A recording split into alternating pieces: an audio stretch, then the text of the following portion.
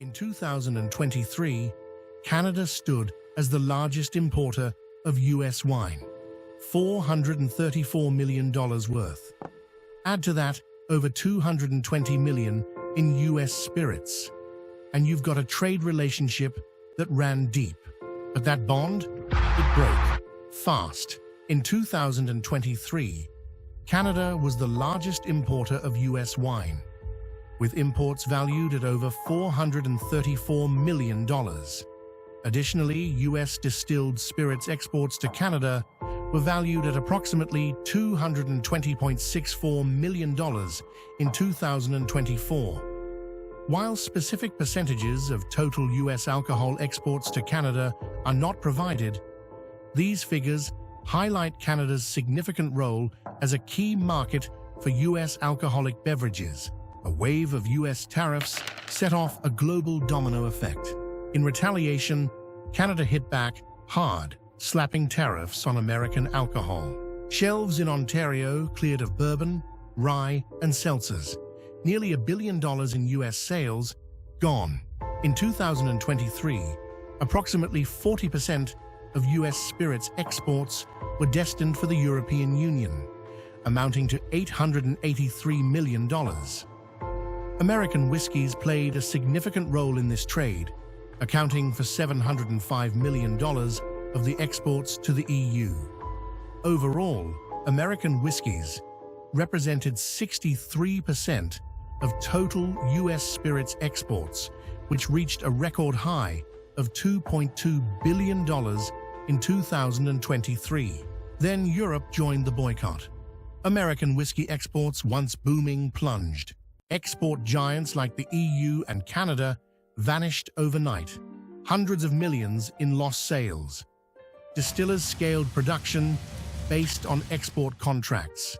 When those deals disappeared, so did cash flow. Volatile international trade policy or diplomatic tensions create instability.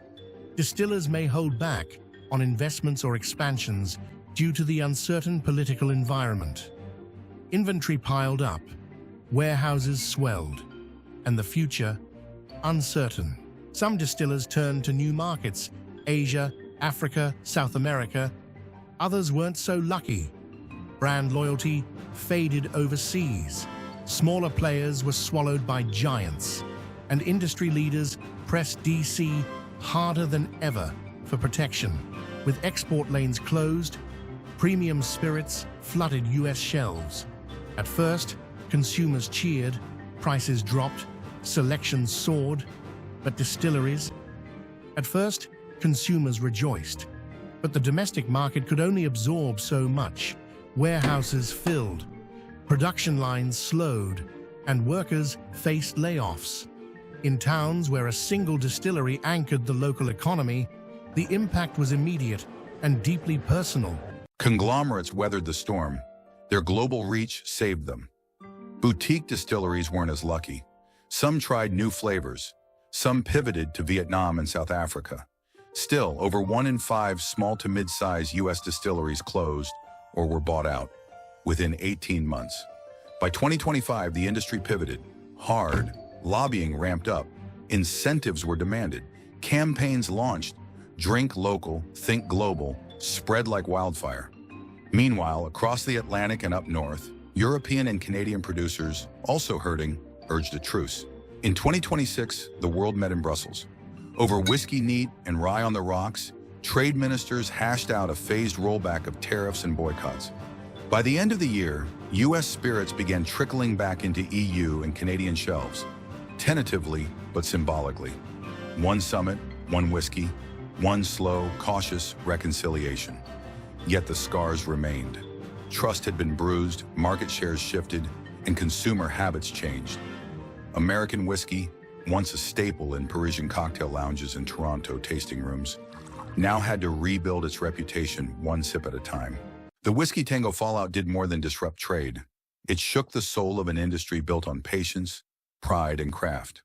In the quiet corners of Kentucky, rickhouses, and the brick distillery blocks of Tennessee, barrels meant for celebration aged in silence.